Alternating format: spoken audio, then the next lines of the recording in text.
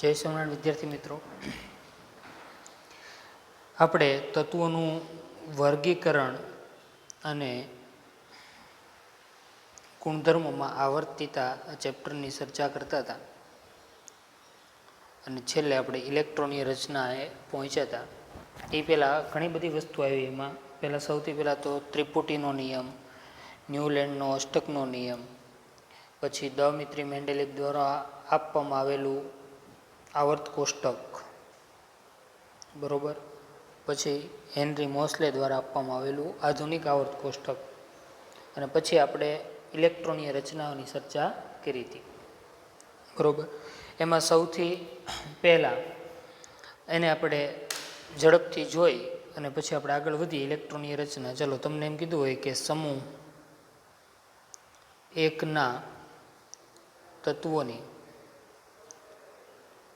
ઇલેક્ટ્રોનીય રચના લખો. આપણે આયુપીએસી ઇલેક્ટ્રોનીય રચના જ લખશું, બરોબર. ચલો, પરમાણુ ક્રમાંક 3 લિથિયમ, સમૂહ 1 એટલે લિથિયમથી શરૂ થાય. Lithium, sodium, potassium, rubidium, caesium, francium. ચલો, લિથિયમનો પરમાણુ ક્રમાંક 3.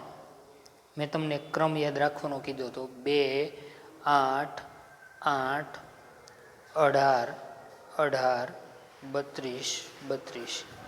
આ કયો ક્રમ છે? તો કે ભાઈ, પહેલા આવર્તમાં માત્ર 2 તત્વો, બીજા આવર્તમાં 8, ત્રીજા આવર્તમાં 8, ચોથા આવર્તમાં 18, પાંચમામાં 18, છઠ્ઠામાં 32 ને સાતમામાં 32. તો 3 ને 8 11, 11 ને 8 19, 19 ને 18 37, 37 ને 18 55 ને 32 87. ઓકે, લિથિયમની ઇલેક્ટ્રોનની રચના લખીએ તો લિથિયમનો પરમાણુ ક્રમાંક 3 એટલે એની આગળ નિષ્ક્રિય વાયુ કયો? આપણે નિષ્ક્રિય વાયુનું ગ્રુપ આપણને યાદ હોવું જોઈએ, યાદ કરાવી દઉં. ચલો, હું તમને નિષ્ક્રિય વાયુમાં helium, neon, argon, krypton, xenon અને રેડોન, જે આપણે અગાઉ ભણી ગયા છે. Okay, helium, neon, argon, krypton, xenon અને રેડોન, એની બધાની આપણે વાત કરીએ. હિલિયમનો પરમાણુ ક્રમાંક 2 છે, બરોબર. તો લિથિયમ પહેલાં કોણ આવે? તો કે હિલિયમ, એટલે અહીંયા શું લખશું આપણે? Helium core 2s1. ચલો, સોડિયમ પહેલાં કોણ આવે? તો કે નિયોન, તો શું થયું? Neon core 3s1. 18 number argon, તો આર્ગોન કોર 4s1. તો આપણે આ ઇલેક્ટ્રોનની રચના તૈયાર કરવાની છે. રૂબિડિયમ, તો ક્રિપ્ટોન કોર 5s1. પછી સીઝિયમ પહેલાં ઝેનોન 54, ઝેનોન કોર 6s1. અને ફ્રાન્સિયમ, તો કે રેડોન કોર 7s1. આ ઇલેક્ટ્રોનીય રચના ઉપરથી આપણને કઈ બાબત જાણવા મળે છે? કે સમૂહમાં રહેલા દરેક તત્વોની સમૂહમાં રહેલા દરેક તત્વની બાહ્યતમ કક્ષા એટલે કઈ કક્ષા થઈ? સંયોજકતા કક્ષા.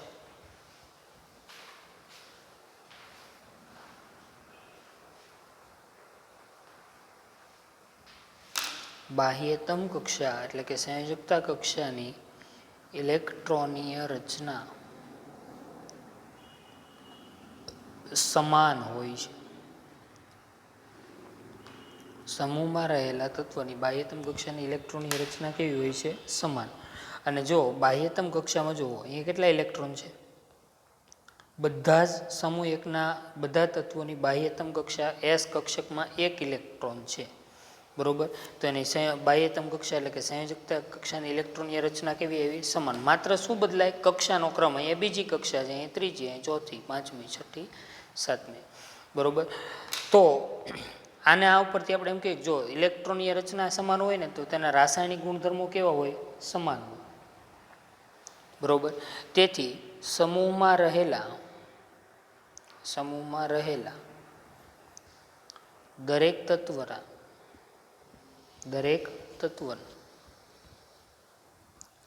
રાસાયણિક ગુણધર્મો સમાન હોય છે. સમૂહમાં રહેલા દરેક તત્વોના રાસાયણિક ગુણધર્મો કેવા હોય છે? સમાન હોય છે.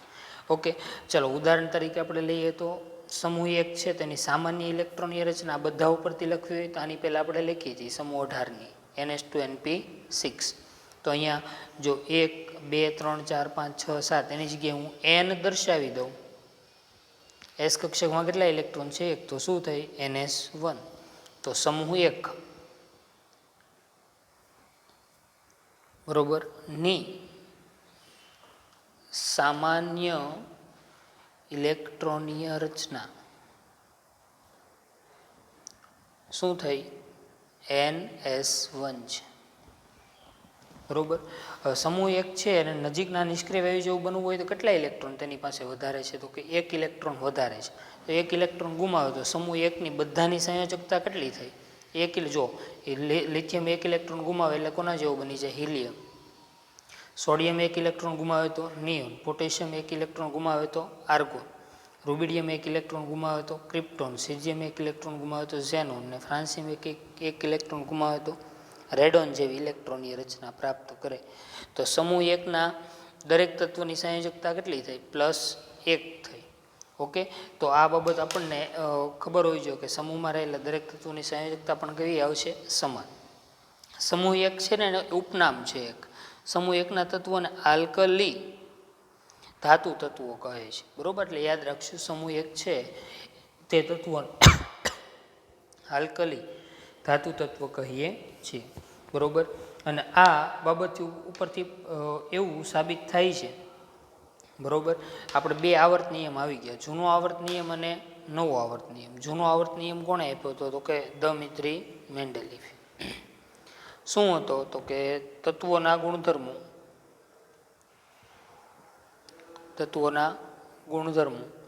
તેમના પરમાણવીય ભારના આવર્તનીય હોય છે.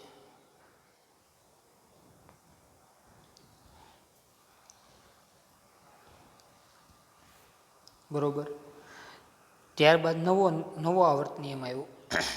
નવો આવર્ત નિયમ કે તત્વોના ગુણધર્મો, એટલે ગુણધર્મો 2 પ્રકારના આવે, રાસાયણિક અને ભૌતિક. તત્વોના ગુણધર્મો તેમના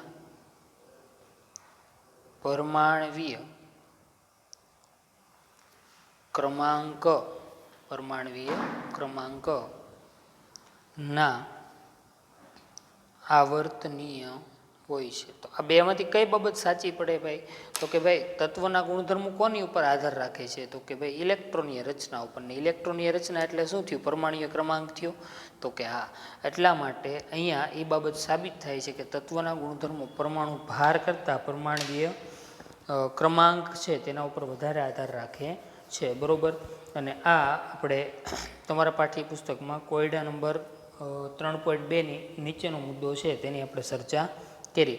જો આ સિવાય તમે આ સિવાય કોર વગરની લખવી હોય તો ઇલેક્ટ્રોનની રચના શું? હિલિયમની જગ્યાએ શું લખવું પડે? 1s2. તો ઇલેક્ટ્રોનની રચના શું થાય? 1s2 2s1. ઓકે, સોડિયમની લખવી હોય તો 1s2 2s2 2p6 3s1. પણ આપણે નિષ્ક્રિય વાયુવાળી ઇલેક્ટ્રોનની રચના લખવાની રહેશે ને એની ઉપરથી સામાન્ય ઇલેક્ટ્રોનની રચના શું આવી? તો કે NS1 થાય.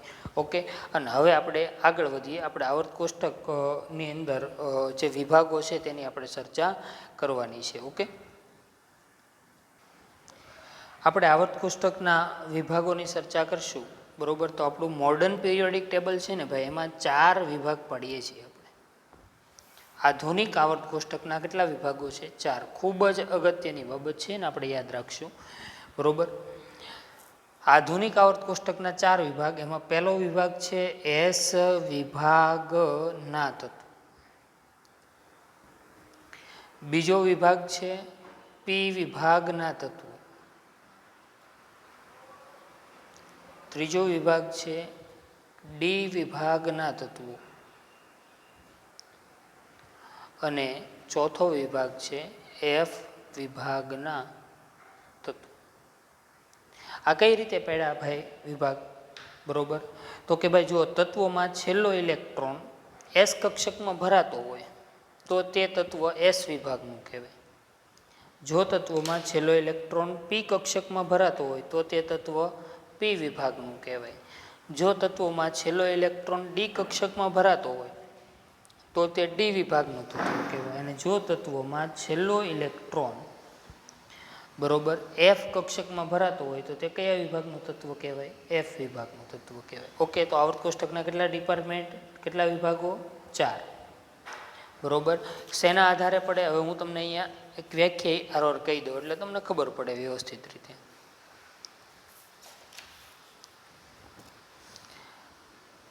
જો તત્વોમાં છેલ્લો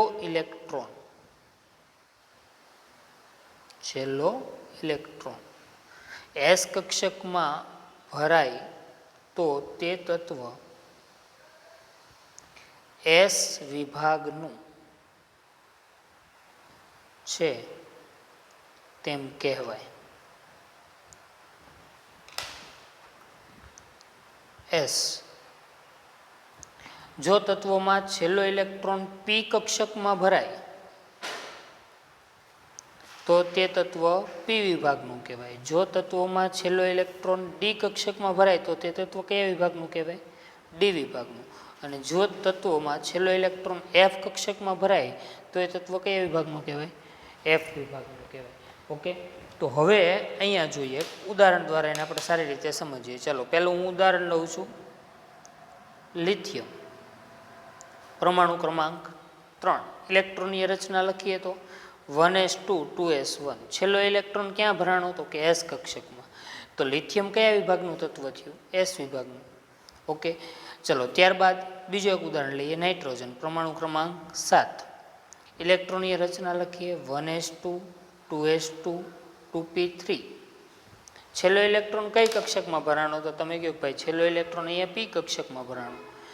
બરોબર, તો નાઇટ્રોજન કયા વિભાગનું તત્વ થયું? પી વિભાગનું તત્વ થયું. ઓકે, સ્કેન્ડિયમ પરમાણુ ક્રમાંક 21. બરોબર, આપણે લખીએ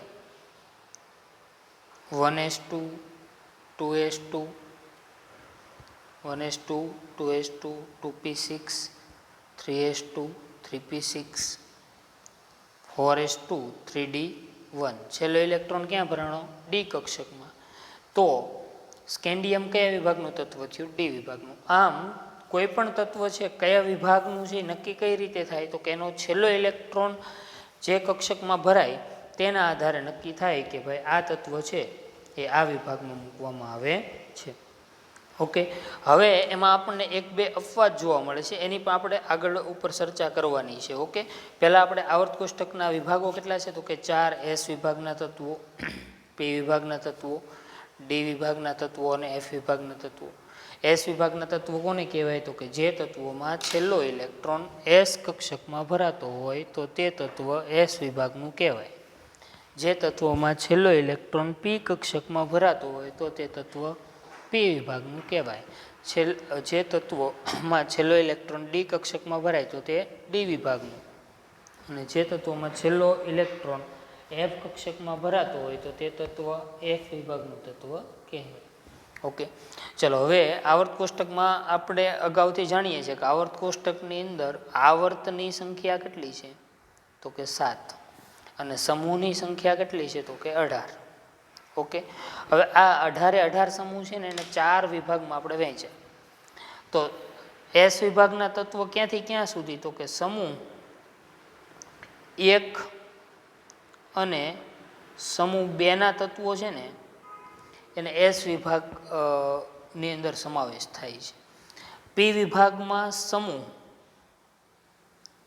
13 થી 18નો સમાવેશ થાય. 13 થી 18 એટલે શું થયું? જો અહીંયા પહેલાં એમ હતું સમૂહ 1 અને 2, અહીંયા 13 થી 18 એટલે 13 14 15 16 17 અને 18.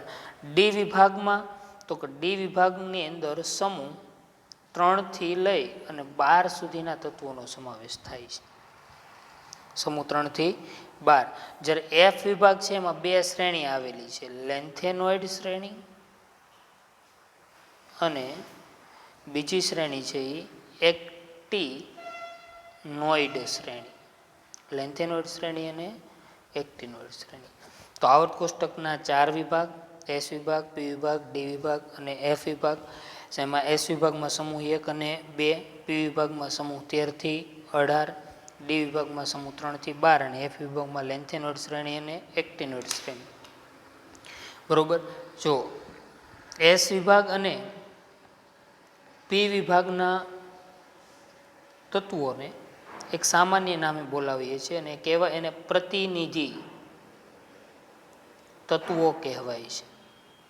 અથવા ઘણી બધી વખત એસ વિભાગ અને પી વિભાગના જે તત્વો છે એને મુખ્ય સમૂહના તત્વો પણ કહે છે. મુખ્ય સમૂહના તત્વો કહે છે. જ્યારે ડી વિભાગના તત્વો છે તેને સંક્રાંતિ તત્વો કહેવાય છે. સંક્રાંતિ તત્વો અને બધા રંગીન હોય છે. જ્યારે એફ વિભાગના તત્વો છે એ સંક્રાંતિ તત્વોની વચ્ચે આવેલા છે, એટલા માટે તેને આંતર સંક્રાંતિ તત્વો કહે છે. આપણે પિરિયોડિક ટેબલ જોઈએ, આવર્ત કોષ્ટક જોઈએ તો આપણને વધુ વિગતે ખબર પડે. બરોબર. આ આપણું આધુનિક આવર્ત કોષ્ટક છે. બરોબર. એ તમારી સમક્ષ છે. કેટલા વિભાગ છે આધુનિક આવર્ત કોષ્ટકમાં? તો કે 4. બરોબર. તમે જોઈ શકો છો અહીંયા. ચલો, સમૂહ 1 અને 2 કયો વિભાગ? આટલો વિભાગ કયો થયો? એસ વિભાગ. સમૂહ 13 થી 18 એ કયો વિભાગ થયો? તો કે પી વિભાગ. વચ્ચે કયા રહ્યા? તો કે સમૂહ 3 થી લઈ અને 12 એ કયો વિભાગ? ડી વિભાગ. બરોબર. અને નીચે 2 શ્રેણી લેન્થેનોઇડ અને એક્ટિનોઇડ શ્રેણી એ કયો વિભાગ? એફ વિભાગ. સમૂહ 1 ને જોઈએ ઉપર લખેલું છે પ્રતિનિધિ તત્વ. અહીંયા સમૂહ 13 થી 18 એને શું કીધું છે? પ્રતિનિધિ તત્વ. એટલે એસ વિભાગ અને પી વિભાગ એને સાગમટે આપણે શું કહીએ છીએ? પ્રતિનિધિ તત્વ. અથવા બીજું નામ શું થાય? તો કે મુખ્ય સમૂહના તત્વો. મુખ્ય સમૂહના તત્વો. હવે ડી વિભાગના તત્વોને શું કહેવાય? તો કે ભાઈ સંક્રાંતિ તત્વો. જો અહીંયા લખ્યા ડી સંક્રાંતિ તત્વો. બરોબર. એને શા માટે સંક્રાંતિ તત્વો કહેવાય? કારણ કે જો ડી વિભાગના તત્વો સમૂહ 3 થી લઈ અને કેટલે સુધીના છે? તો કે 12 સુધીના છે. સમૂહ 3 થી લઈ અને 12 સુધીના છે. બરોબર. તો એના ગુણધર્મો કોની બેની વચ્ચેના જોવા મળે? તો કે એક બાજુ એસ વિભાગ છે ને એક બાજુ કયો વિભાગ છે? પી વિભાગ. તો એની અસરના લીધે ડી વિભાગના તત્વો અમુક ગુણધર્મોમાં સંક્રાંતિ થયેલી જે બદલાયેલા જોવા મળે. એટલે ડી વિભાગના તત્વોને કયા તત્વો કહેવાય? સંક્રાંતિ તત્વો. બરોબર. એમાં ઇલેક્ટ્રોન એક કક્ષકમાંથી બીજી કક્ષકમાં સંક્રાંતિ કરે છે, એટલે આ તત્વો રંગીન પણ દેખાય છે. બરોબર. એટલે સંક્રાંતિ તત્વો એની વચ્ચે પાછા કયા આવેલા છે? તો કે એફ વિભાગ એટલે કે આંતર સંક્રાંતિ. જો અહીંયા લેન્થેનમ પછીના 14 તત્વો 58 થી લઈ અને 71 અને ત્યારબાદ એક્ટિનિયમ પછીના 14 તત્વો એટલે કે થોરિયમથી લઈ અને લોરેન્સી. બરોબર. આ જે તત્વો છે, બરોબર, એ એફ વિભાગના તત્વો છે અને સંક્રાંતિ તત્વોની વચ્ચે આવેલા છે, એટલે તેને આપણે શું કહીએ છીએ? આંતર સંક્રાંતિ તત્વો કહીએ છીએ. તો આજે આપણે નવી બાબત એ શીખ્યા, આવર્ત કોષ્ટકના કેટલા વિભાગ પડ્યા? આપણે 4. એસ, પી, ડી અને એફ. એની વિગતે બધા જ ભણવાના આવશે. આપણે 4 ચેપ્ટર ભણવાના આવશે. 11માં 2 આવશે અને 12માં 2 આવશે. 11માં એસ વિભાગ અને પી વિભાગ ભણવાનું છે, 12માં ડી અને એફ વિભાગ ભણવાનું છે. ઓકે. હવે આવર્ત કોષ્ટકને જો આપણે ધ્યાનથી જોઈએ તો અમુક બાબત આપણને જોવા મળે. જોવો જોઈએ. હાઇડ્રોજન જોવા મળે છે. બરોબર. હાઇડ્રોજન એક અપવાદરૂપ વર્તણૂક દર્શાવે છે. એટલે એને તમે જુઓ બધા જ તત્વોથી અલગ, એટલે કે નેતબારો મૂકેલો છે. બરોબર. શા માટે આવું એની આપણે ચર્ચા કરીએ. બરોબર. તો હાઇડ્રોજનની આપણે વાત કરીએ તો હાઇડ્રોજનની ઇલેક્ટ્રોનીય રચના શું છે? તો કે 1s1. હાઇડ્રોજન 2 સમૂહ સાથે સામ્યતા ધરાવે. બરોબર. પહેલો તો સમૂહ પહેલો. સમૂહ પહેલો એટલે કયો સમૂહ? તો કે આલ્કલી ધાતુ. અને બીજું છે સમૂહ 17. સમૂહ 17 એ હેલોજન સમૂહ કહેવાય. બરોબર. સમૂહ 17 ને આપણે શું કહીશું? હેલોજન સમૂહ. યાદ રાખશું ખાસ નામ. હેલોજન છે ગ્રીક ભાષાનો શબ્દ છે અને એનો અર્થ થાય છે ક્ષાર ઉત્પન્ન કરનારા તત્વો. ક્ષાર ઉત્પન્ન કરનારા તત્વો. ઓકે, તો હાઇડ્રોજન છે બરોબર આલ્કલી સાથે કઈ રીતે, ઉદાહરણ તરીકે ચાલો લિથિયમની ઇલેક્ટ્રોનની રચના શું છે તો કે 1s2 2s1. લિથિયમ એક ઇલેક્ટ્રોન ગુમાવીને શું બનાવી નાખે તો કે લિથિયમ પ્લસ આયન બનાવે. તો હાઇડ્રોજન પણ એક ઇલેક્ટ્રોન ગુમાવીને શું બનાવી નાખે, H પ્લસ આયન બની જાય, હાઇડ્રોજન આયન બની જાય બરોબર. અને આવી જ રીતે સમૂહ 17 એટલે કે હેલોજન જો અહીંયા છે તમે જોઈ શકો બરોબર, ફ્લોરિન, ક્લોરિન, બ્રોમિન, આયોડિન, એસ્ટેટિન બરોબર.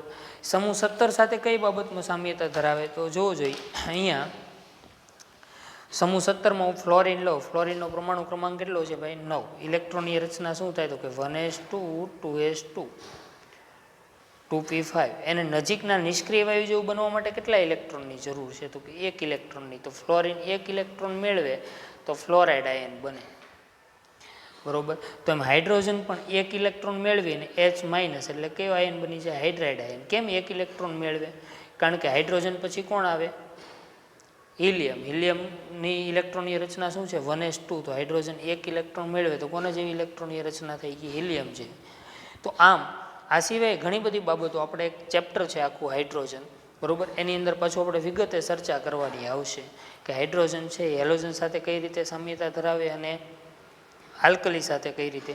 પણ આ બાબતોની સામ્યતાને લીધે વૈજ્ઞાનિકો નક્કી નહોતા કરી શકતા. જો આ ઇલેક્ટ્રોન ગુમાવવો એ ધાતુનો ગુણધર્મ છે ને ઇલેક્ટ્રોન મેળવવો એ અધાતુનો ગુણધર્મ છે બરોબર. તો હાઇડ્રોજન બે ગુણધર્મ ધરાવે, ઇલેક્ટ્રોન ગુમાવે અને ઇલેક્ટ્રોન મેળવે. માટે હાઇડ્રોજન માટે નક્કી નથી થઈ શકતું કે એને સમૂહ 1માં મૂકવો કે સમૂહ 17માં બરોબર. કેટલાક ગુણધર્મો કોને મળતા આવે, સમૂહ 1ને મળતા આવે, કેટલાક ગુણધર્મો કોને મળતા આવે, સમૂહ 17ને. એટલા માટે તેને આવર્ત કોષ્ટકમાં 12ના ભાગમાં મૂકવામાં આવેલો છે. અને આવી જ એક બીજી પરિસ્થિતિ ઊભી થઈ હિલિયમ માટે. હિલિયમની ઇલેક્ટ્રોનની રચના જોશો તો 1s2 છે. હવે ખરેખર 1s2 તો એ કોની ભેગો મૂકવો જોઈએ, સમૂહ 2 ભેગો મૂકવો જોઈએ, કારણ કે બાહ્યતમ કક્ષાની ઇલેક્ટ્રોનની રચના કેવી છે, સમાન.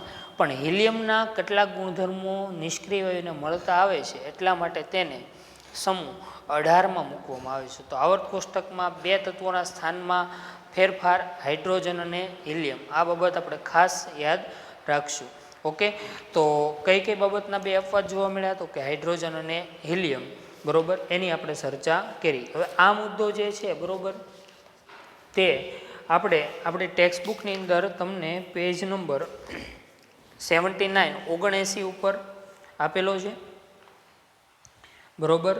મુદ્દા નંબર આજનો આપણો ટોપિક છે એ તમને મેં ભણાવ્યો પેજ નંબર 79 ઉપર બરોબર. પોઈન્ટ નંબર 3.6 એટલે મુદ્દા નંબર 3.6. મુદ્દાનું નામ છે ઇલેક્ટ્રોનીય રચના અને તત્વોના પ્રકાર. આ મુદ્દાની આપણે ચર્ચા કરી. ઓકે, તો એ મુદ્દો તમે વાંચી શકો છો અને તમે જોઈ શકો છો, જેમાં આ બધા મુદ્દાની આપણે ચર્ચા કરી. અને આ જે ચાર્ટ છે એ વ્યવસ્થિત તમારે બનાવવાનો રહેશે બરોબર. આપણે જરાક તો એ મુદ્દો છે એની ચર્ચા કરી લઈએ બરોબર. મુદ્દા નંબર 3.6 ઇલેક્ટ્રોનની રચના અને તત્વોના પ્રકાર. આઉબઉ એક વૈજ્ઞાનિક છે, આઉબઉ નામનો વૈજ્ઞાનિક. એણે આપણે આની પહેલાં એક ક્રમ જોયો હતો, મેં તમને એક ક્રમ શીખવાડ્યો હતો બરોબર, ઇલેક્ટ્રોન ભરાવાનો ક્રમ. એની આપણે વાત કરીએ તો ઇલેક્ટ્રોન ભરાવાનો જે આ ક્રમ છે, આ ક્રમ કોણે આપ્યો તો આઉબઉ નામના વૈજ્ઞાનિકે. પહેલાં 1s ભરાય, પછી 2s, પછી 2p. તો આઉબઉ સિદ્ધાંત એટલે કે કક્ષકોમાં ઇલેક્ટ્રોન ભરાવાનો ક્રમ મેં તમને હમણાં રિમાઇન્ડ કરાવ્યું બરોબર. અને પરમાણુઓની ઇલેક્ટ્રોનીય રચનાના આવર્તી વર્ગીકરણનો સૈદ્ધાંતિક પાયો પૂરો પાડે છે. એટલે આપણને આઉબઉ છે એ ગોઠવણી આપણને ખૂબ જ ઉપયોગી બને છે. આવર્ત કોષ્ટકમાં ઊભા સ્તંભમાં રહેલા તત્વો એક સમૂહ અથવા શું બનાવે છે, કુટુંબ. એ તો આપણે પહેલાં ભણ્યા કે આવર્ત કોષ્ટકની ઊભી હરોળ હોય એને શું કહેવાય, સમૂહ. અને તેના રાસાયણિક ગુણધર્મો પણ કેવા હોય છે, સમાન. આ સમાનતા શા માટે જોવા મળે, કારણ કે આ દરેક સમૂહ હોય બરોબર, આપણે હમણાં જ જોયું કે દરેક સમૂહ છે તેની બાહ્યતમ કક્ષાની ઇલેક્ટ્રોનની રચના કેવી હોય, સમાન બરોબર. તો અહીંયા એ જ બાબત કીધી. આ સમાનતા એટલા માટે જોવા મળે છે કે તત્વોની બાહ્યતમ કક્ષામાં ઇલેક્ટ્રોનની સંખ્યા અને વિતરણ એટલે ગોઠવણી કેટલા છે તો કે એક જ પ્રકારે હોય છે. આ તત્વોનું વર્ગીકરણ 4 વિભાગમાં કરી શકાય, SPDF. એ મેં તમને પહેલાં હમણાં જ કીધું કે આવર્ત કોષ્ટકના કેટલા ભાગ પડે તો કે 4. કયા કયા? SPDF. બરોબર. એસ વિભાગમાં કયા તત્વો હોય તો કે જે તત્વોમાં છેલ્લો ઇલેક્ટ્રોન એસ કક્ષકમાં ભરાય એસ વિભાગના તત્વો થયા. ઓકે, તો જે તે બાબત પર આધાર રાખે છે કયા પ્રકારની પરમાણુય કક્ષકો ઇલેક્ટ્રોન દ્વારા ભરાય છે. પરમાણુય કક્ષકો કયા પ્રકારની તો કે SPDF. એસ કક્ષકમાં ભરાય તો એસ વિભાગનું તત્વ, પી કક્ષકમાં ભરાય તો પી વિભાગ, ડી કક્ષકમાં ભરાય તો ડી વિભાગ.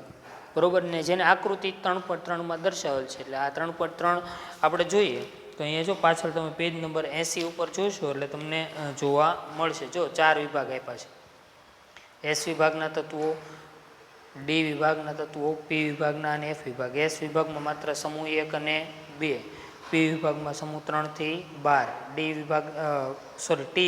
વિભાગમાં, પી વિભાગમાં સમૂહ 13 થી 18 ને એફ વિભાગમાં લેન્થેનોઇડ અને એક્ટિનોઇડ શ્રેણીના તત્વો. ઓકે, ચલો ત્યારબાદ આગળ વધીએ.